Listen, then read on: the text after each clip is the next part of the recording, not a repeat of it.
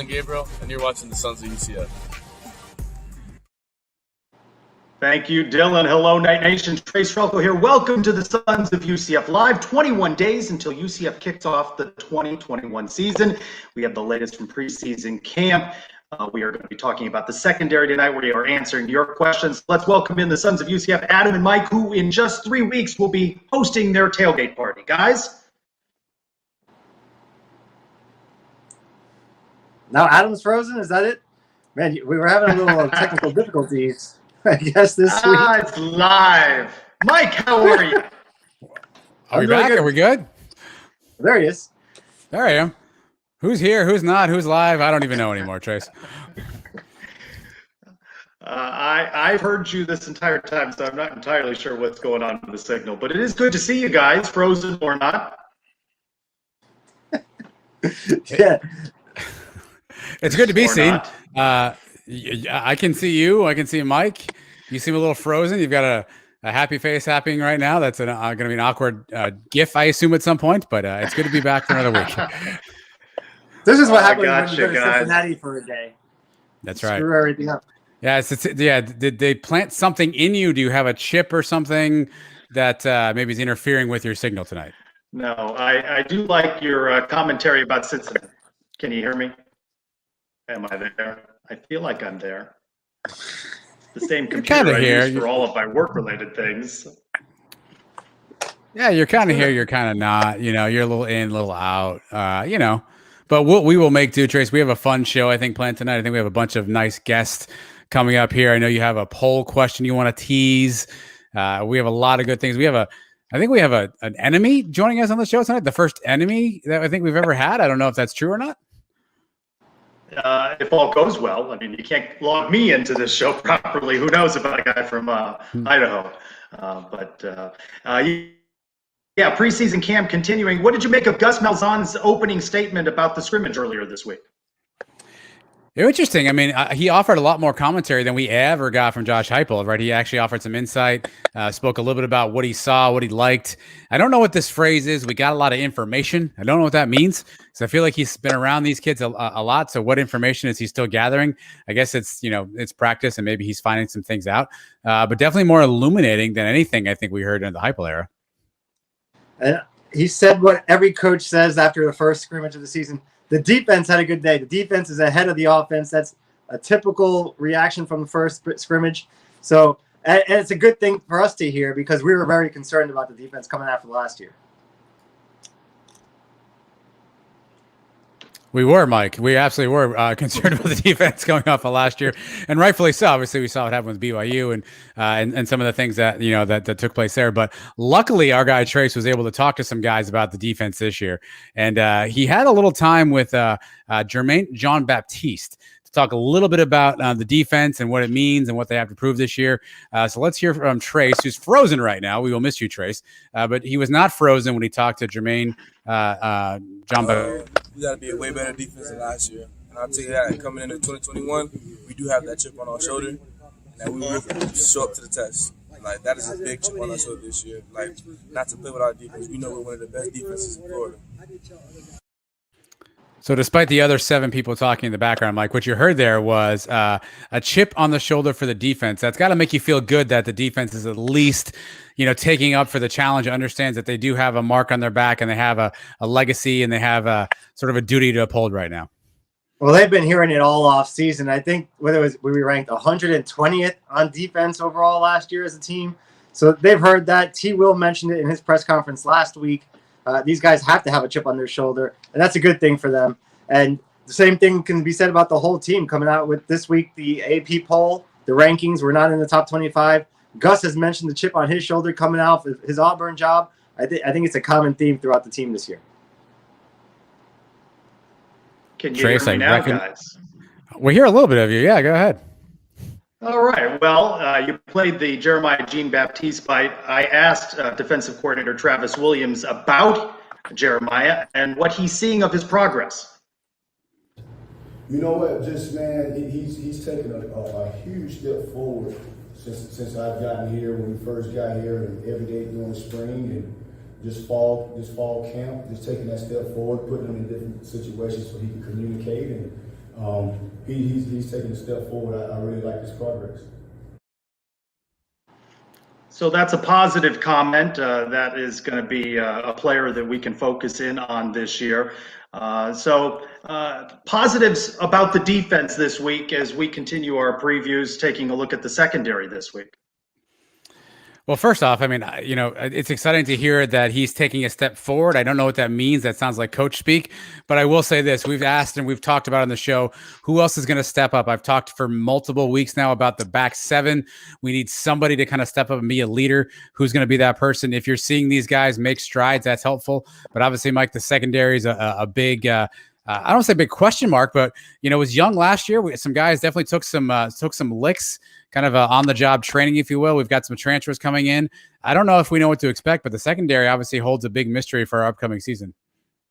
Big shoes to fill on the secondary. We had 3 guys leave for the NFL. I know Tay Gowan didn't play last year. We're still talking about Richie Grant, Aaron Robinson, guys who had big impacts here. Richie Grant was a top player for a few years for us. So who's going to step into those roles? Derek Gaines. Gaines needs to have a big season, take on a leadership role. And then you got guys that transferred that we don't know that much about. Jaden Francois, Domio, the transfer from Auburn. And we saw a little bit of Devad Wilson last year. We saw some good things out of him. I expect him to play a lot in the slot, the nickel cornerback's position, maybe even some safety for him too. I think Trace agrees, Mike. I think you've wowed him with your analysis there. Here's a fun fact. If you take Richie Grant out, only 2 interceptions are returning from last season. Only 2 guys that are currently on the roster had an INT last year, a team that obviously did really well on takeaways. But you're right, we're young on the wings. But Gus brought in transfers specifically. You got to wonder to address that, right? Obviously, you mentioned Domio Jarvis Ware coming in from Missouri. I know he's got a knee injury. He's rehabbing. So Gus specifically went out and targeted guys in the secondary, which makes you wonder, is he sold on those young guys? Corey Thornton, Justin Hodges took their lumps last year. We have Devontae Brown, who's really well. Zamari Maxwell, ay, Dios mío. You never know what you're going to get with Zamari Maxwell. Obviously, Jaden Francois, we saw him walking on the sidelines of BYU. Does he have something this year? So I think there's a lot of unknowns, and you gotta wonder. Gus brought a lot of guys in. Does that indicate where he's thinking the secondary is at? All right, but guys, it's a big step from freshman year to sophomore year, especially for guys like Thornton and Hodges. Hodges is in a gold jersey right now during practice. That means he's in no contact. I don't know what he's banged up with, but obviously something's not right with him. So hopefully that gets cleared up in the next couple of weeks. But these guys need to grow up quickly. Devontae Brown, we've seen some flashes out of him. He caught Johnny Richardson in that spring game. We saw the speed that he possesses. So now these guys just need to start putting everything together and to gel together as a unit. That's the most important thing. Communication is huge in the secondary. Well, speaking of gelling as a unit, Mike, let's try this one more time. Trace Trelko, who is now a black square, has emerged back on the screen, a smiling face. Trace Trelko, welcome back to the Sons of UCF. Can you hear us? Yeah, I got no answers for you guys. My computer works just fine. I've been on Zoom meetings during the day, so I don't know what to tell you. Somebody's sabotaging. Yeah, good craftsman never blame. Maybe it's the Boise guy you booked coming up later on. Maybe he got to your computer, Trace. But obviously the secondary is going to be a huge part of where we are, Mike. Is there one guy? I know Devad Wilson's probably the main guy. Who do you expect to be the leader of that particular crew back there? I'm looking to Gaines. He's a guy that has experience. He's an older guy among this group of a lot of young players. He's been here for a while now. So I want him to step up into that role that Richie Grant had last year. Trace, do you have a secondary member you're most interested in watching? I'm not really sure because I've got a lot of concerns about this position group, to be honest with you. It's the part of the defense that I'm most concerned about. Has anybody stood out or caught your eye? I know you've been around practice and you've heard some things. Anybody kind of stood out? Any name you're hearing more and more? Or should I just ask Mike because Trace is now gone? You know, the thing that's going to help this secondary, these young guys, is what we talked about in the last few weeks, the guys up front. And that's one thing Malzahn mentioned after the scrimmage this week is how well the guys on the defensive line played and how we have so much depth at that position to keep each other fresh. Those guys putting pressure on the quarterback, I think, is going to make the secondary's job a lot easier. They won't have to cover for 5-6 seconds. If we're getting pressure on the quarterback, these guys, all they got to do is stick with their guy for a couple seconds, and they'll be able to make plays themselves. Mike, how much do you think that last year, obviously Corey Thornton, Justin Hodges, Devontae Brown, they took some lumps last year, right? Obviously they got thrown into the fire. The BYU game was an unmitigated disaster, and those guys played a lot in that. Are you one that thinks that you need to just learn by taking your lumps, by getting out there and just getting some real game practice? Do you think that helps their confidence coming into this year, or do you think that hurts their confidence? I don't know about their confidence, but it definitely is going to help them in the long run. Remember the interview we did with Brandon Alexander a few weeks back? And he talked about the 2011 season. And we had some ugly losses in 2011. Talking about a game against UAB where we had no business losing, a game at SMU where we just got blown out. And the defense looked sloppy in a lot of those games. But that defense turned into a pretty solid unit. 2012, they got a lot better. 2013, a championship defense, probably one of the best defenses we've ever seen around here. So just because last year and the end of last year got a little sloppy doesn't mean that this year is going to be the same. Remember, we had a lot of guys opt out last year. We didn't have the depth on the defensive line like we're going to have this year. We had half the team kicked off in the middle of the season last year on defense. Now we're going to have hopefully a full season of these guys playing together. I expect the defense to be a lot better. Yeah, I mean, T. Will definitely seems excited about what he's seeing on the defensive side. And it's interesting you hear, like you said, Malzahn said the defense sort of won the scrimmage, which is something that you hear a lot, I guess, during during some of these preseason type practices, Mike. But do you think is some of that strategic, you think, on Gus's part to either not divulge how well the offense is doing, or to give the defense sort of I don't know, just a feather in their cap that they're kind of winning or they're doing well based on the fact that maybe they didn't have such a good year last year? Well, I think Gus pulled out all the stops in the very first scrimmage offensively. I'm sure he probably wanted to do a lot of things to establish the run game. And I think the defense probably knew that coming in. I'm sure they had a game plan set up for the offense where they know the offense is trying to do certain things early, and that helps them. I'm sure they came in saying, we got to stop the run first, knowing the offense was going to do that. So I'd like to see what's going to happen in the second scrimmage. And then I think they even have maybe a third one planned before they break for game planning for Boise State. So the next scrimmage is going to tell a lot. I think you're going to see Gus mix it up a lot more, and the offense will have another week of installed practice. So I think we're going to learn a lot more in the next week. Well, speaking of that, so I know Trace and others have been out there capturing these 15-minute video clips that they're allowed in practice. I know you've seen a bunch of these. Has anything stood out to you as you've watched some of these little clips? I know you're not seeing very much. You're seeing a handoff, a swing pass. Anything stood out to you as you've watched any of these clips? Anything that kind of grabbed your attention? Man, it's hard to get a lot of information from these things. You're seeing one pass from each quarterback to a different guy. The thing that I'm seeing is it's a different combination every time, I guess. You want to say Gabriel's not always throwing to the same receiver. They're mixing up the combinations there. You're seeing him throw to everybody, and then you're seeing Mikey Keene throw to every one of those receivers. And same thing with Quadri Jones. I don't think there is a set lineup yet, set too deep. So that's one thing that's kind of, I think you're still having open competition between everybody on this team. So that's kind of caught my eye. Other than that, it's hard for me to tell. I mean, you're seeing kicks fly through uprights. You don't know who kicked them, right? You just see a ball flying through, and sometimes they're not going through the uprights. And you're just seeing a pass here and a pass there. We don't get to see the good parts of practice. So it's hard for me to give you any more in-depth analysis than that. Yeah, I don't even know if they win in half the time, but let's try that from a new angle. I don't know what we got here. A new angle, a new Trace Trelko has emerged. There seems to be a floating, I don't know what that is behind him. I don't want to say it on live internet. Trace Trelko, can you hear us again?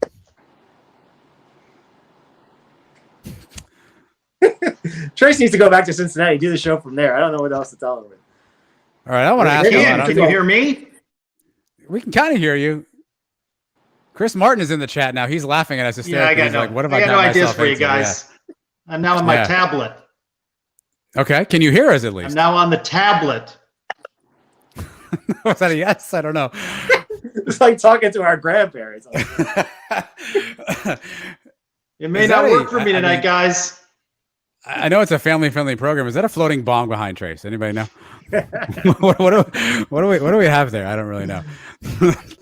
Well, what we do have is Chris Martin. He's our special guest on the show tonight. Let's bring Chris into the proceedings. He's having a good time in the green room here, laughing at our shenanigans. Maybe Chris is not joining us right now. Hold on.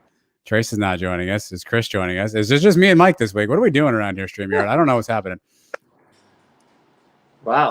This is just like a Monday night show for us now. And now Chris is gone. Yeah, it's just me and Mike. He's on tablet, folks. Libby's excited. Finally, Trace has been silenced. This is the off the rails edition of the Sons of UCF Live because we lost Chris This is Martin. not on the show sheet, so I think I'm going to take this opportunity to talk about our tailgate party coming up in a few weeks. Only 3 weeks from today. If you haven't seen the details yet, Tailgate guys set us up with an awesome spot right in front of the stadium. I posted a picture earlier this week. I can literally throw a football from where our tent's going to be to the Roth Tower. That's how close. You're not going to have to walk across campus and lug all your stuff around. So, I'm actually getting a little nervous now because I've hyped this thing so much. A lot of people are interested in coming. I don't know if I can hold all these people. Are you a little nervous about this yourself? You know who else might be showing up is this guy here, Chris Martin, who is now back and with us on the show. Chris, can you hear us? Yeah, I can hear you fine. What's going on, fellas? What's up, Chris? How are you? Doing good, man. Just finished working with one of my trusted friends here and her son, football star. Awesome. Over at Dr. Phillips, over here working them out, making sure they're getting ready. Well, we are glad to have you on the show, and I know Trace reached out, and one of the things that he reached out about that we'll get to in a little bit is you are the star, I would have to say, of a new documentary about the Alliance of American Football called Alliance is Broken. We'll get to that in a little bit here, but Chris, obviously the new season is embarked for UCF, obviously a new era. I know you talked to Mike and I on the podcast a while back. You were out at practice. What do you make so far of what you've seen of sort of the new UCF under Gus Malzahn? I love them. I mean, they're full of energy, which is, always a good thing when you're an athlete out there on the football field. And to see him and to have the support that he has behind the coaching staff, those athletes really feel it. And they feel that Coach Malzahn wants the best from them. And you can see the way they perform on the field. I really appreciate him being the players' coach that he is. And I think the players feel that as well. When he's out there, when you say a prayer after every game and you make sure the athlete's health is number one, you want them to perform their best, it means a lot to them. It means a lot to the guys to hear that kind of affirmation from their coaches and stuff. And so I really like what he's doing over there. And it shows on the field. It showed in that first scrimmage and the way they came out and played with all that energy. They're on it, man. I'm excited to see what they do this year under him. Chris, you're a fan now. I mean, you were a former player, but now you've converted it into our realm as a fan. What are you expecting record-wise out of this team this first year? I mean, they better go undefeated. Let's be real. That's what we all expect, and that's what we all hope. That's a good thing to expect, from UCF. A lot of people don't really have that feeling and can't even expect something like that, but we've been there, right? We've done it, and so we want them to do the same thing. Especially after last year, when a lot of people were hesitant to go to games. 2020 was kind of like a crazy year. I'm excited for this year. I'm excited for the players to really feel the energy that's going to be in the stadiums. We're going to be there at any home game that we can be at. I live in Orlando now. And so, we're just so excited for everything, all the new, it's like everything's new at UCF. And so these guys, I think they feel that and they want to keep that energy alive this whole season for them. Obviously, a lot has been made about new offense, right? New terminology, and Dylan Gabriel's got to learn new signals. What does that mean for an offensive lineman? What does a new offense mean? What's the learning curve like if you're an O lineman for a new offensive system? Oh, goodness gracious. That really depends on how they organize it, right? That could be a disaster or it could be really easy for offensive linemen. Like, for instance, when I was with the Patriots and Brady had a special call for everything that he wanted to do, that made it really difficult as a whole line. You have to switch everything on any word that he says. But, coming into Gus Malzahn and what he's doing over there, I think he's going to try to make this the most comprehensive for these guys.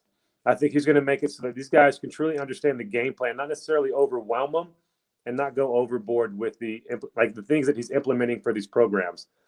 And so, honestly, as an O-lineman, you would expect there to be somewhat difficulty in learning the new program and learning what you need to do.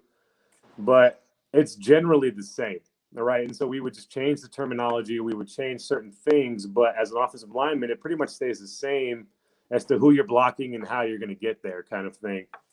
And so for O-line, not so much. I think the real issue is going to be in the receivers and the guys that got to cover the receivers, like the outside linebackers, the inside linebackers, like my friend here. That's where the issue is going to come, and having to learn these plays and understand, that kind of thing is where the real difficulty. Linemen, our assignments don't necessarily change too much. We know who we got to go to. We know how we got to get there. And so it's just a matter of the terminology of what we use to define and see who we're going to. So I don't think they're going to have an issue. It's really the skill guys that have the biggest learning curve. I think under Malzahn, we're going to see a lot more motion out of the receivers and even the linemen. We see now in practice that we're pulling the guards, pulling the tackles you as the offensive lineman, did you enjoy doing that? Does it help you when you're moving? So that depends, right? There's twofold to that question. When the guards pull for like power and stuff like that, you're meeting like my friend here, like the Mike linebackers at full speed, right? And so that's concussion city. When you're running full speed and they're running full speed, that's always a good thing. That's when the big collisions happen. That's where you make or break the athletes, right? That's when you figure out who's going to do the job when it comes down to the wire. The other issue is the outside linebackers, right? Or the outside running plays. And for linemen pulling, that's what we call like our highlight reels, especially for me as a tackle. And for me as a tackle, when they would say, when you would pull outside almost to like the receiver type position, that the running back's probably right behind you, or the wide receiver screen is kind of right behind you. And so that is what we define as like highlight reel. So I thrived in those. When you would pull outside of the tackle box is where I loved, because, that's when you're like kind of opening the lane, right? That's just like you, a defender, and a running back right behind you. And so I always lived for those moments. As guards, they always like the pulling inside the tackle box and taking on those Mike linebackers full speed was always no joke. It's fun, right? We play this game for contact, but that's that full speed contact that can, a lot of times, put guys out of the game if they get hit inappropriately or not the right way. But that's what we live for, right? We live for those big contacts and that fun play to kind of assert the dominance over the other team. That's where you get to show it in those moments. Well, you mentioned running backs, Chris. So unfortunately, UCF had probably their most seasoned returning running back, Montavious Thompson, is no longer with the program. So that leaves us now with a transfer in Isaiah Bowser, with another transfer in Mark Anthony Richards, with a guy in RJ Harvey who didn't play a ton last year at running back. As an old lineman, does it take time to get used to a running back and where he likes to cut, where he likes to move, and what kind of learning curve do you think the old line's going to have, kind of getting used to some of these newer running backs? That's a big deal. And just like it is with quarterbacks, right? Understanding the quarterbacks, and even the way they call like cadences is a big deal, so everybody is different. And, having that timing and being on the same page with those guys is a big deal. When I was a senior, we had Storm, right? And so Storm, even though the play was going to the right, Storm was one of those backs that would go all the way to the left. And so we would always have to understand that you never kind of got off your block. You had to understand that the backside was always just as important as the front side when it comes to blocking as an offensive lineman. When you have running backs like that, if you have running backs that typically stay, like if you say, hey, I need you to run through the C gap, and these running backs are going to run through the C gap, whether it's there or not, that makes a big difference in the way that you're going to block it, right? You want to open up that C gap because he's not a cutback player, is what they normally identify those running backs as. Is he a cutback running back, or is he a straightforward running back, a power running back? And so understanding these guys and the way they play is a big deal for these linemen, and understanding how they're going to approach the blocking schemes. And it was the same way, with quarterbacks, like I was saying earlier. If you have a scat back quarterback, it's a whole lot different than a pocket passer. And so you have to understand these guys so that your blocking can match their styles accordingly. And yeah, there will be a learning curve, but I think, that's what camp's all about. And that's why they cycle through all the backs and they cycle through all the linemen, is because they want you to understand that it's going to be different for each guy. You need to understand who you're blocking for and where you're going to. How have you enjoyed the transition from football star to now? What is it? A movie star or documentary star? Do you have a SAG card? How does that work? Yeah, I don't know how that works. This is my first rodeo, so I don't really know what to expect. I was honestly just really happy that the documentary made it out. And I was just happy that people were finally able to kind of see, the details that not many people knew. I've spoken with a lot of people since it's happened. A lot of my friends have reached out to me and was like, man, I had no idea. I had no idea what was going on behind the scenes of this thing. I thought everything was, good and dandy and everything was good. Well, it's nice that the truth finally made it out, because I wasn't really allowed to say much about it because they wanted it to all be kind of released in the documentary. And so it was a real relief for people to realize what really happened behind the scenes of everything, of all the guys, everybody that got fired that day, all of us. Well, I saw the doc, Chris. So my first question, a hard-hitting one. Did you actually catch any fish that day? I actually did. Did catch a fish. It was probably about, I can't see my fingers. It was probably about 5 to 6 inches. And the one, I actually had a big one hooked on. I ended up lost it. You're not going to believe it. So the reel that I was using was a reel from my granddad. So I was pumped that I hadn't used it yet. And so I was finally getting pumped to bring it out there. And so I caught, man, I was right there in the draft, man, right there in the current. And they kept taking my bait. And I caught it, I hooked up to a big one. And that was the one they actually got to filming. And as I was pulling it up, man, my damn reel broke as I was fishing for this thing. And the whole thing, it was an old reel. The whole thing just essentially crumbled and the line snapped and it was just a disaster. It's and they were like, hey, so how are we going to finish like the rest of this filming? And I shit you not, man, this is crazy. And so my reel was broke, but I had the rod. And, we were like, oh, so what are we going to do to kind of finish the filming? And I was like, I don't know. I'm sorry, I didn't bring an extra rod. I thought this would be fine. We went back to the table, and there was a random rod with a reel leaning up against like the brush that was behind us. And so the rod had broken. So whoever was fishing before me, the rod had broken, but the reel was fine. And so I was like, oh, well, what if I just take this reel and put it on my rod and we just use that? And they're like, oh, that's great. So that was the really behind the scenes story behind that. But I actually did catch one fish. I put it back because it wasn't anything worth anything. And then I hooked up with a nice one that ended up breaking my reel. Well, I think the most telling thing about the documentary is obviously, listen, these were jobs, right? These are people's economics. But I think the telling thing for me was for a lot of what we heard, this was a dream for you guys, right? I mean, this was one more chance to continue to play football, to maybe get an opportunity to further your career, to get a chance someplace else, to support your families. And all of a sudden that dream got taken away from you guys. Can you walk us through that feeling that day you found out, and not the paycheck stuff, which I know was important, but just realizing that your dream and what you guys have been working for was being taken away from you?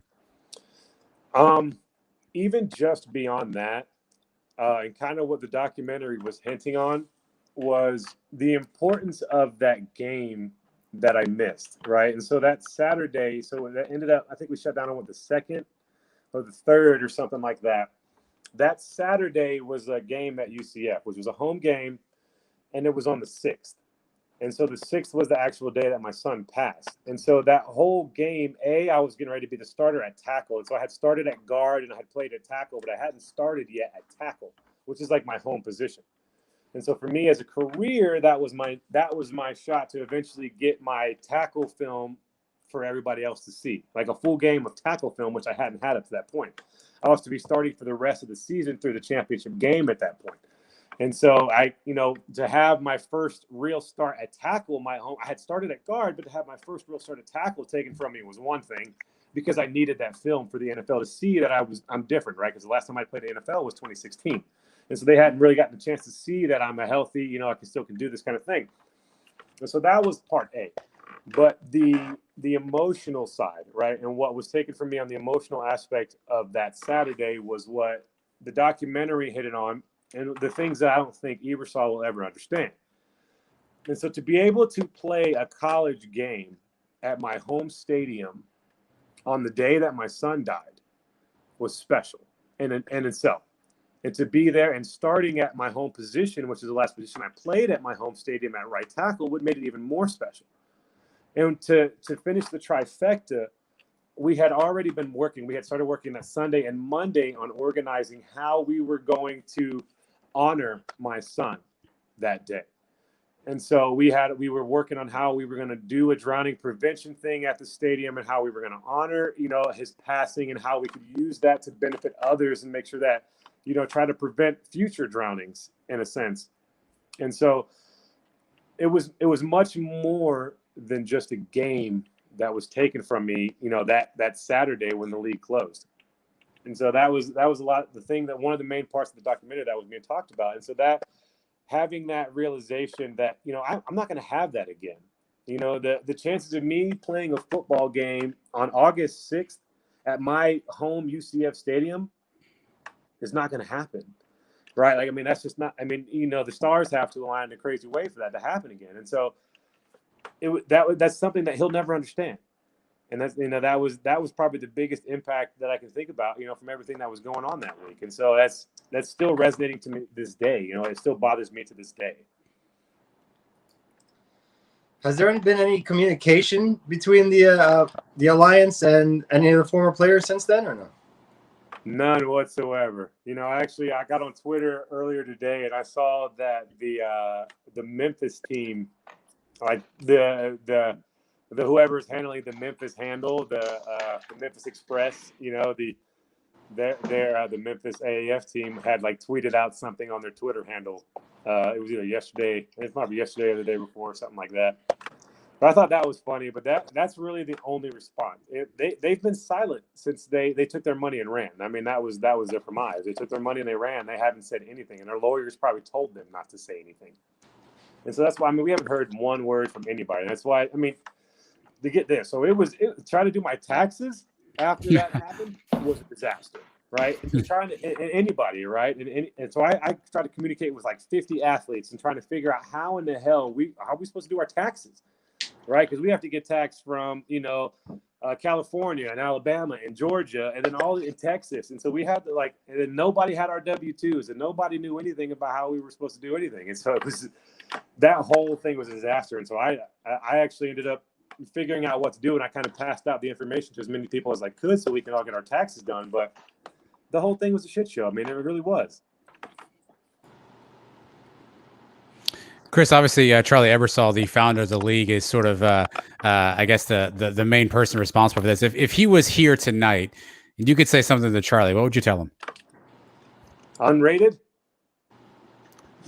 Somewhat rated. What's the rules? Quasi-rated. What's the rules here? Like, you piece of shit? You know what I mean?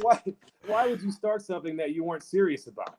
You know, that's really what I'm like. That's the only thing I can think about. Like, I don't think he took this seriously. I think he was just trying to rush it. He was just trying to rush the whole thing. I don't think he really expected it to succeed, but he was just trying to get it going. You know what I mean? He just wanted to. He thought if he could just get it going, that it would create this, like, you know, snowball effect for him. Was his idea, and that's the only thing I could think about that was in his mind. Was that, let me just get it going, and then the snowball effect would kind of take place, and everything would kind of fall into place for me. And that's how it seemed. And that's how the whole organization seemed. And that's, I mean, for a guy to take $315,000 out of a league, you know what I mean, after he fired everybody, it's kind of a slap in the face. Well, Chris, we're certainly glad that you could join us. If you guys have not checked out the documentary Alliance is Broken, it's available now on Amazon. It's a really compelling watch. There's a bunch of UCF guys in there. Chris is in there. Aaron Evans is in there. You see UCF football stadium in there a bunch of times too. Obviously, Chris, the filmmakers who made it, they're local to Orlando, right? So Steve Potter, he was an individual journalist for the teams around. He was the one that had all the footage. So he was always there, kind of just journaling everything going on. So he was the one that directed it and did the film. I think he's in Philly. That's where he was born, like based out of, is in Philadelphia. I live in Orlando. I don't know. I think Aaron's relatively close. But as far as the directors, I don't think the directors live locally. I think they live Philly, and another one lives a little bit further away as well. Well, when you check it out, you'll definitely see a lot of footage of a stadium and some scenes that you'll recognize if you're a UCF fan. And Chris, you're going to make it out to the Sons of UCF tailgate, right? September 2nd against Boise. We'd love to see you by there. I know, right where you guys are going to be too. Awesome. Well, Chris, we appreciate you guys posted that so I could see it, man. No, we can't wait to catch up with you. We appreciate you taking some time. And again, if you guys haven't checked out the documentary, go check out Chris and the story that a bunch of his teammates are telling. It's definitely compelling, Chris. But we appreciate you taking some time, man. And we'll catch up with you soon. Anytime. Appreciate you guys always. Thank you, man. Chris Martin is a good dude, and Trace Trelko is a good dude. He has wandered the interwebs back and forth. He plugged his router in or something. I'm not really sure, but he is back with us now. Trace, hello. How's the show been? It was a little rough. I mean, I think we filibustered through the secondary talk. I feel like we handled that pretty well. Chris Martin was compelling. I don't know if you heard a lot of that interview, but definitely a good perspective on his time at UCF and his thoughts on the Alliance of American Football. It's all part of my contract renegotiations. I just want to do a half an hour of the hour.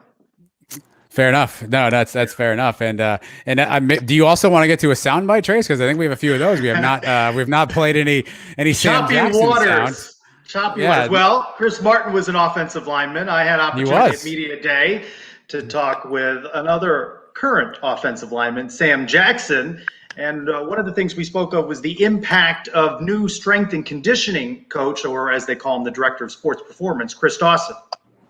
I think I've made tremendous gains.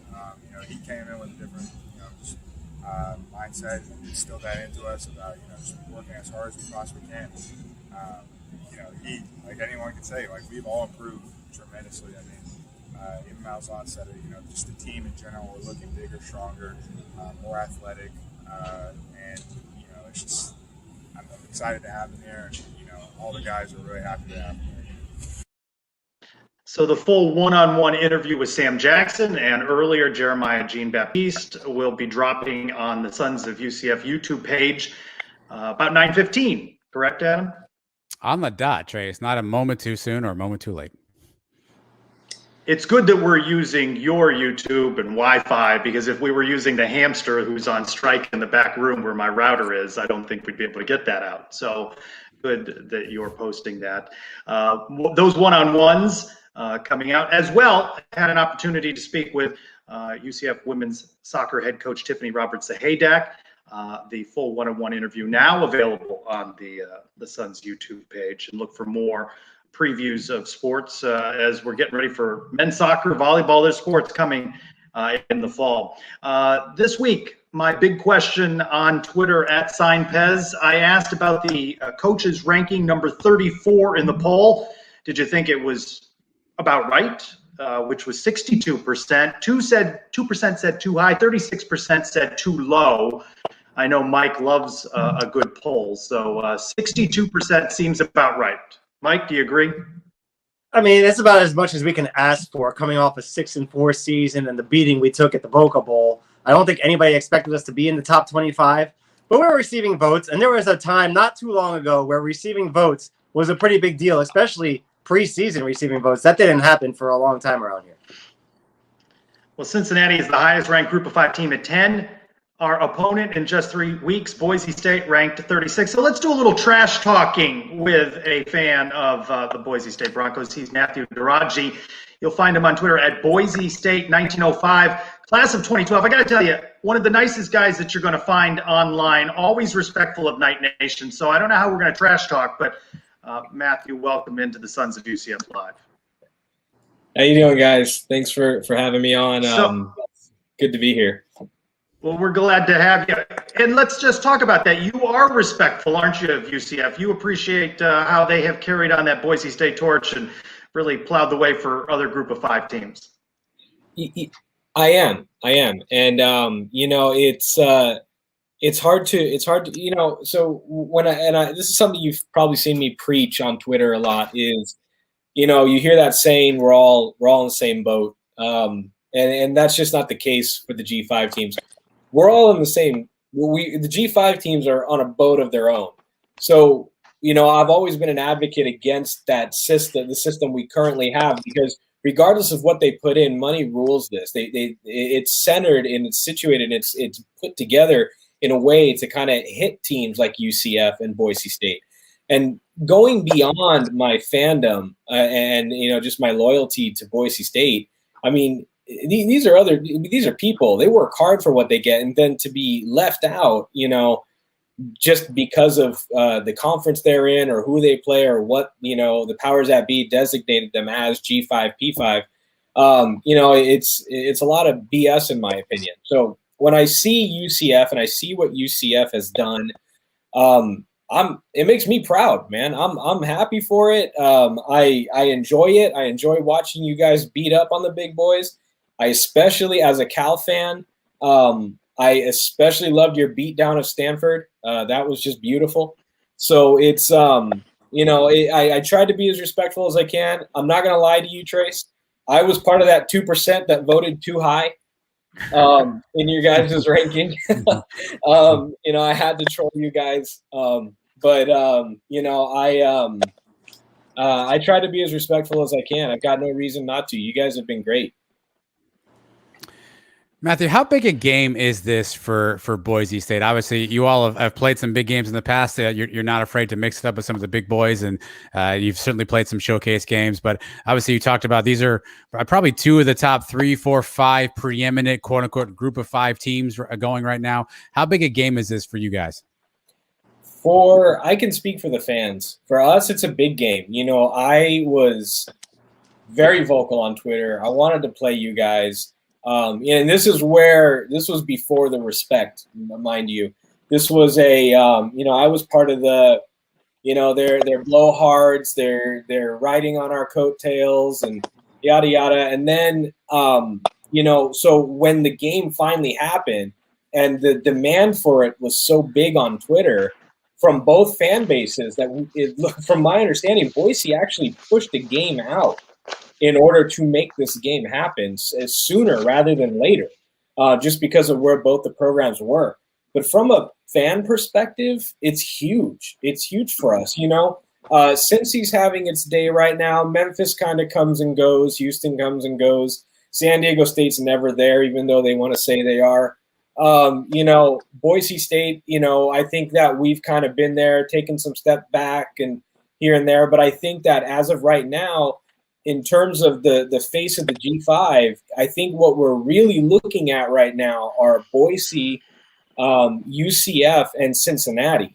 We can throw in, Coastal in there or BYU, but the reality is, they've just kind of come onto the scene. It'd be interesting to see what they do this coming year. I think Coastal is going to not really miss a beat. I think and I hope BYU sinks into the ocean. I think that from a fan perspective, this is a big game. It's huge. It's got implications for both our teams. The stories are so parallel right now too. Brand new head coaches, kind of filling in some big holes, and we're coming off of a very strange year in football. I think that this is going to be a very key year for both programs to see kind of where we are trajectory wise. And I think a good measure up against two G5 powers is a great way to start. You guys ended your season in a disappointing way, too, with a loss to San Jose State like we lost to BYU. You guys actually lost to BYU by a worse score than we did last year. How confident are you coming into this game? Well, okay, so let's back up real quick. Let's talk about that BYU game for a second. Yes, we got smacked. We were down to our fifth string quarterback. Fourth string, fifth string. I didn't even know he was on the roster. Let's put it that way. He may not have even been a quarterback looking at his size. But the team that game never should have happened. I'm not making excuses. They shellacked us. It was their year. I took the verbal beating on Twitter. But here's some in the spirit of trash talk. At least we didn't lose that badly with our first stringers. No offense, UCF.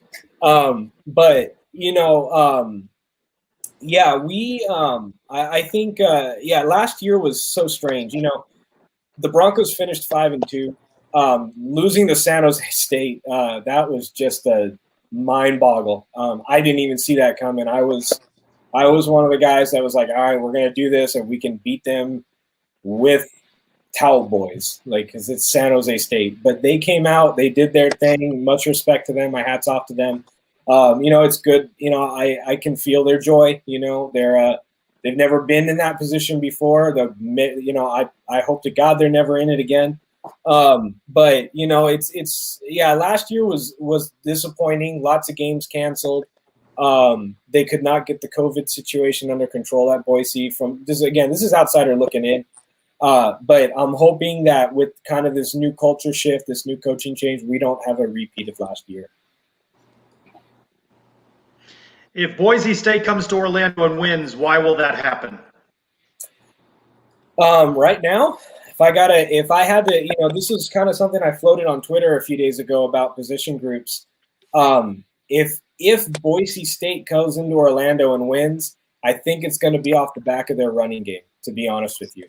I think that the way it's looking to me right now is your guys' running game got depleted with, I think it was, what was his name? Bino? Is that what you guys call him? Beno? Yes. Bino? Yep. Yeah, with his departure, you guys have positions in there that can be filled. Your wide receiver core, I'm not even going to touch the wide receiver core. I did that with Oklahoma State, and I got just buried.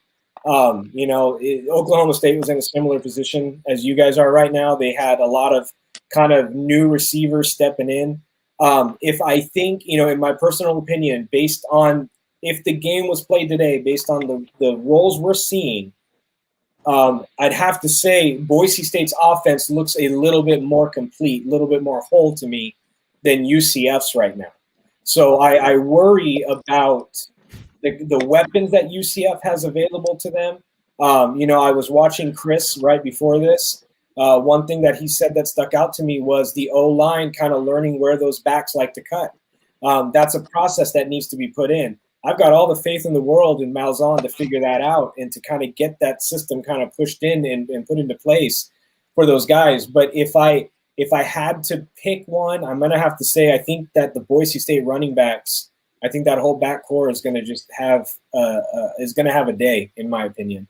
Now this is no disrespect to the UCF offense, but overall, to me, Boise State's looking a bit more of a complete team, in my opinion.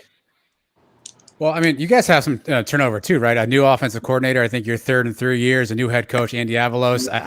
The quarterback spot, Hank Bachmeier, Jake Sears. I'm not sure if that's sewn up yet. I mean, you confident that you guys have all of your I guess turnover, all of the things that you need to put in place with all the new pieces you have? I think so. This was something I talked with a UCF fan about a couple of days ago. Was the culture? One guy brought up to me, and I forgot who it was, but he said, don't forget, you guys have a new coach too. And it's true. We do have a new coach. The biggest difference I would say between Malzahn and Andy Avalos is Andy Avalos knows most of these players. These are players he helped recruit. He was only gone for a year. Now, this does not account for that offensive coordinator and Plow. It does not account for our whole defensive staff. We got a whole new staff in there too. I think that one of the biggest things is that Andy is probably going to have a little bit less of a rougher time getting his system and him and who he is into place, just because of those relationships that are already there with the players. Malzahn is obviously an energetic guy. I've been watching his press conferences. He's charismatic. And the way he's running practice, I've seen some of these highlights in these videos. The guy is acting and working like he's been there for 10 years. You see him how he's driving practice. He's getting in the players. He's looking at them. He's calling them out. He's raising them up. He's cheering on their successes. So I think that, that's another good thing too. But in terms of the turnover, when I look at one of the positions that was speaking, one of the you brought up turnovers. And one of the things that kind of bothers me about Boise State right now is we have our backs are young. That's kind of, I think, the biggest depletion. And that's dangerous against a quarterback like Gabriel. And I'm just going to be real here. He's so much like Kellen Moore. He can get the ball anywhere he wants to whoever he wants. And this is why I'm kind of backing. I made one comment about the wide receivers on Twitter, and that's about all I'm going to say, because if there's anybody in this country that I think is going to adapt to any receiving core in front of him, it's DG. The guy's field awareness and his football IQ is like Kellen Moore. His field awareness is like Mahomes. His power in his arm is just ridiculous for his size. Boise's got to contain him, and it's going to be a hard thing to do with those with how depleted that those safeties and corners are on our side. I think there's some respect for the Boise players coming from UCF. I think there's some respect for the fans. But isn't it time not to stop with that horrendous blue field you guys got there? I mean, I can't watch a game. Is it that bad in person as it is on TV? Because it makes my eyes bleed. It's beautiful in person, man. And when you come in 2023, I'm going to give you a personal tour, my friend. Because it's, when you see it, in person, it's, it takes your breath away in a way. You kind of look at it, you don't expect it. It's a lot. Something about TVs really kind of flares it up, especially those CBS Sports cameras. But it's, I love it. I hope it stays. One of my friends asked me on Twitter, hey, if the Pac-12 came up to you guys and said, you can join, but you got to get rid of the blue turf, what would you say? I'd say, bye. I'm sticking in the Mountain West. I'm one of the biggest, most obnoxious Boise to the Pac guys on Twitter. And so it's just, for me, it's iconic. I love it. I think it was a big part in building that brand for Boise, getting that recognition. For the longest time, we were that little school in Idaho, and you can't say that anymore. And I think that field was such an integral part of that. Nah, it sucks. Get rid of it.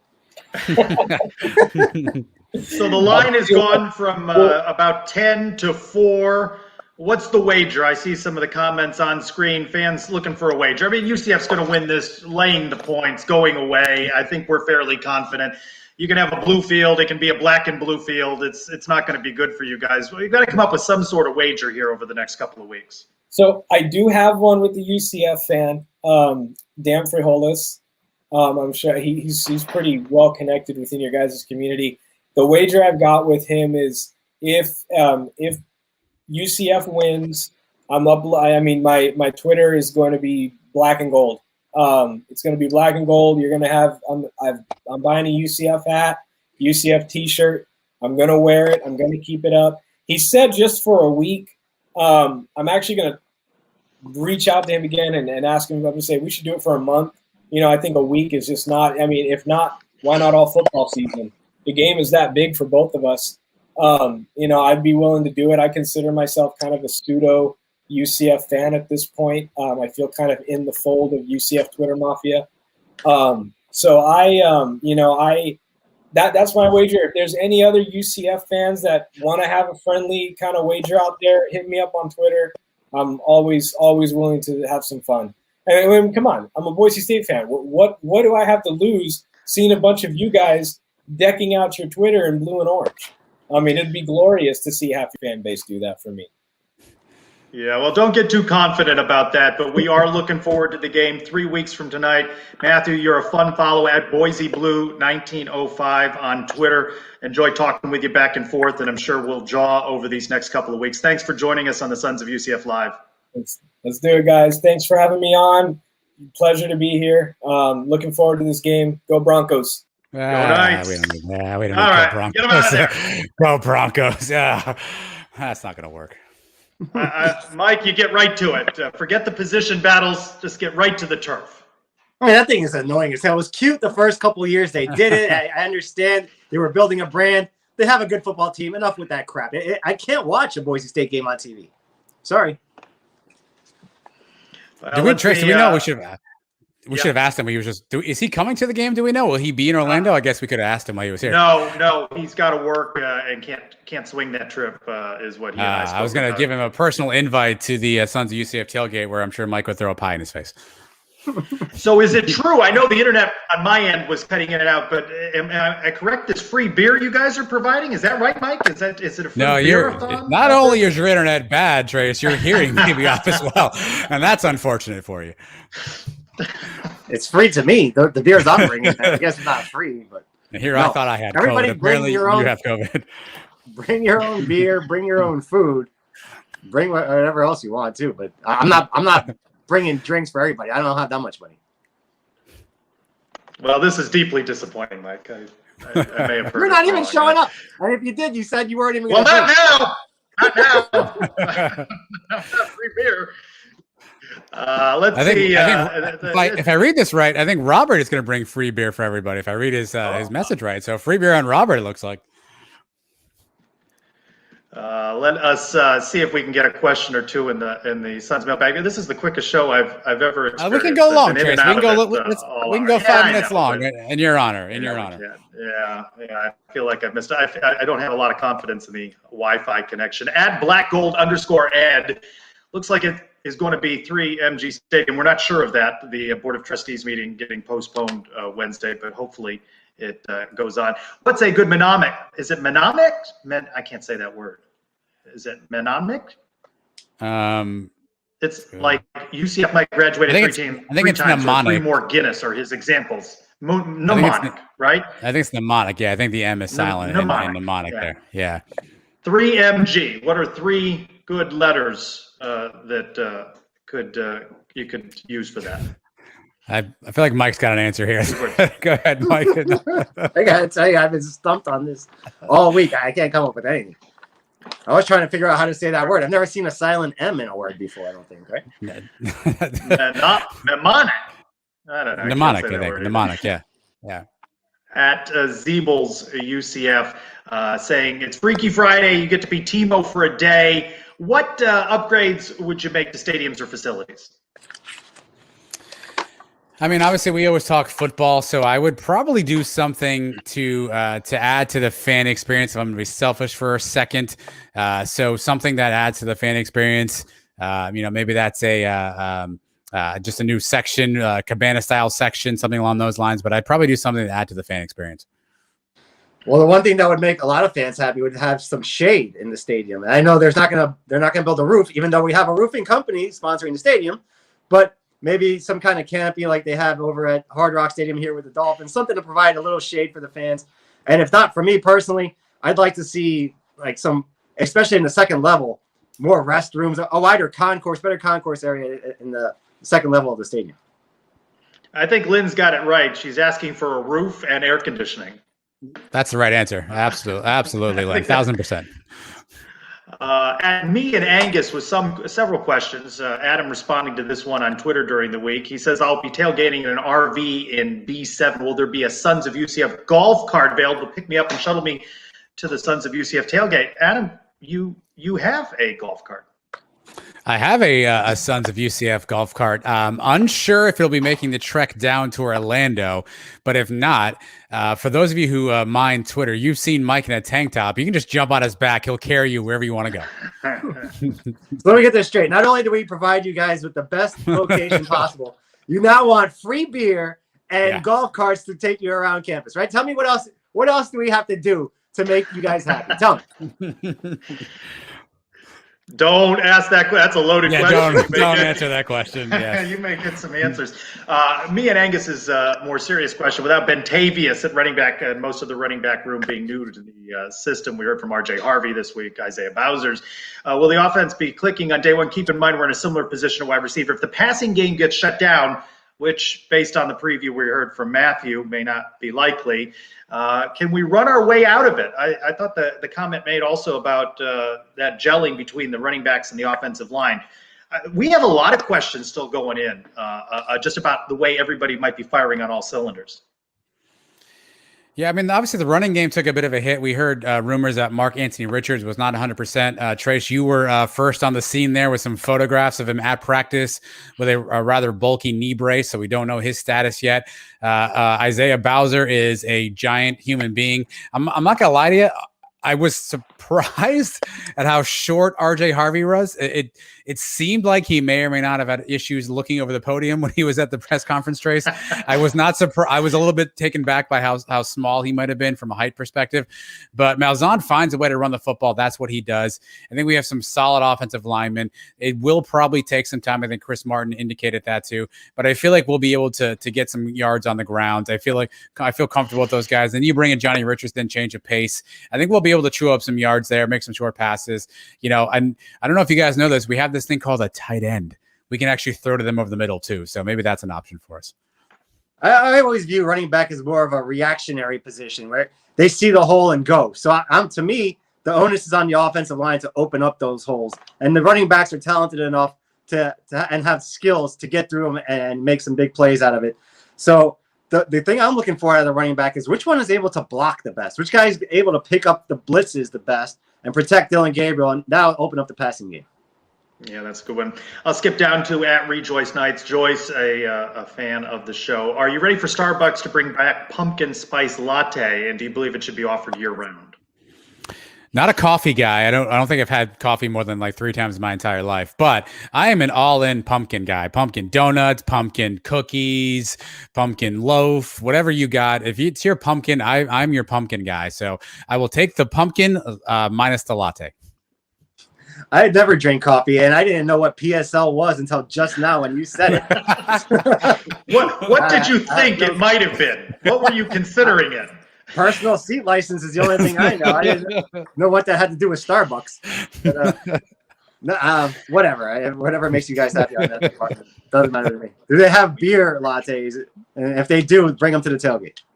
We may be the 3 worst guys to ask about this. I don't drink coffee either, and I don't like anything with pumpkin. So yeah, they can bring it back year round or never have it again. It won't matter to me. So a couple of plugs here before we talk about your interview with Darren Slack. I got the email from Mike that we're doing a pick'em again, which it somehow seems rigged that you won. I don't know. I don't know how you can think it's rigged when every week you see the results and who picked which games.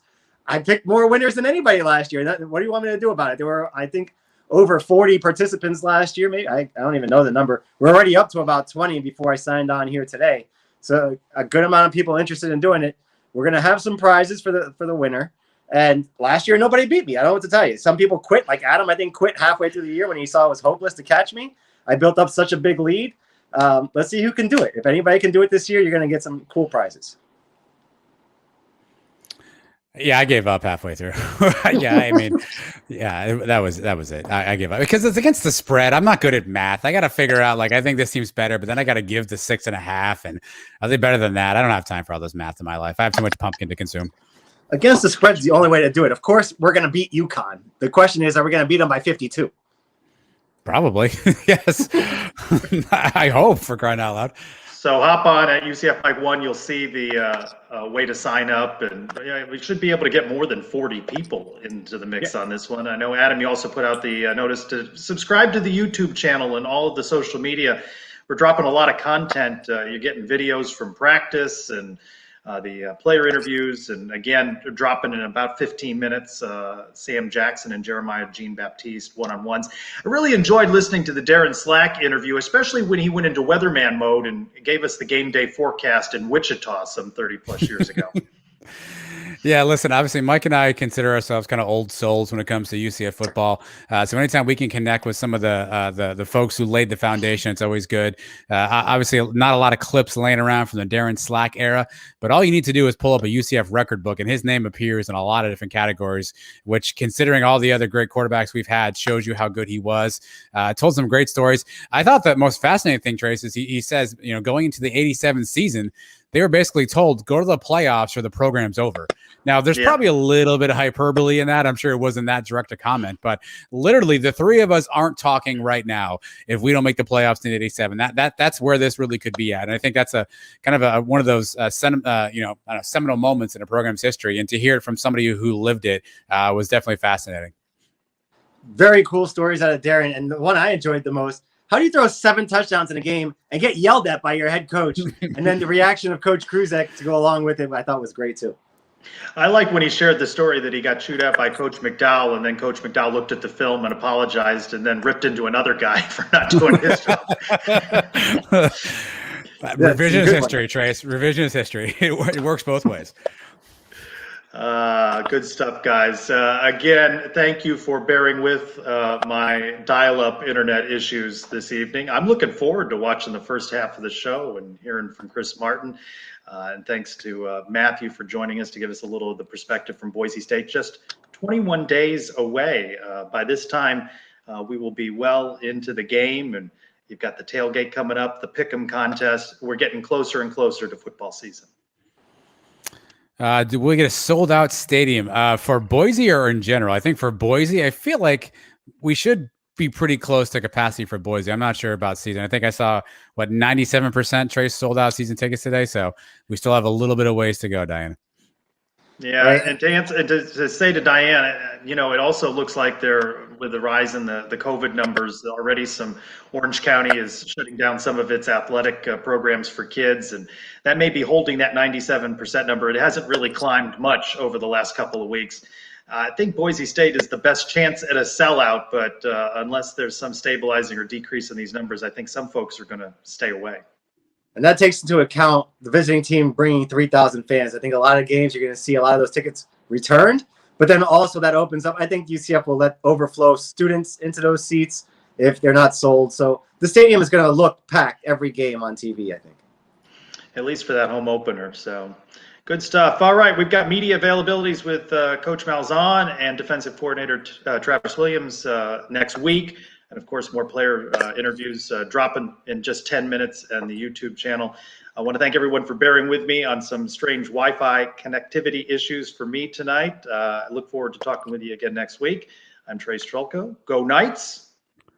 Charge.